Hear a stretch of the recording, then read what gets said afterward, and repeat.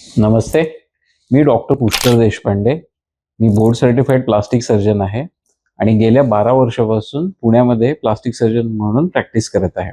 आजकाल माझ्या ओपीडीमध्ये एक कॉमन सीन बघायला मिळतो.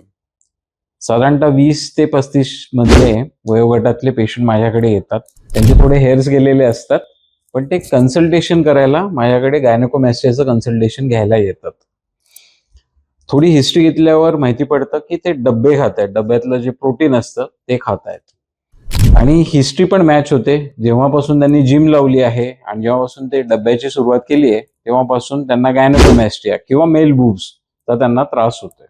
अशा प्रकारे जे गायनेकोमॅस्टिया डेव्हलप होतात त्याला स्टिरॉइड इंड्यूस गायनेकोमॅस्टिया असं म्हटलं जातं किंवा anabolic steroid induced gynaecomastia to be very specific.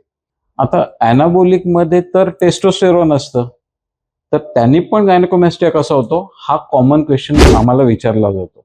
बॉडीमध्ये टेस्टोस्टेरॉन हे मेल हार्मोन आहे आणि एस्ट्रोजन हे एक फिमेल हार्मोन आहे. याचा एक गुणोत्तर असतं किंवा प्रमाण असतं. हे जर प्रमाण वर खाली झालं तर गायनेकोमॅस्टिया होण्याचे चान्सेस असतात.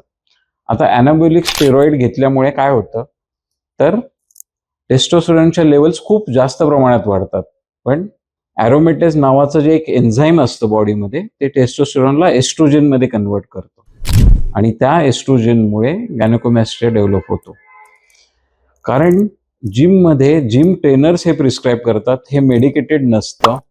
त्याच्यामुळे माझी रिक्वेस्ट तुम्हाला अशी राहील की अशा प्रकारचे डब्बे किंवा अशा प्रकारचे सो कॉल्ड वे प्रोटीन तुम्ही घेऊ नका. त्यांनी हेअर लॉस पण होतो आणि गायनेकोमॅस्टिया पण डेव्हलप होतो.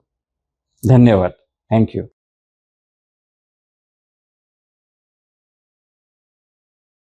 नमस्ते.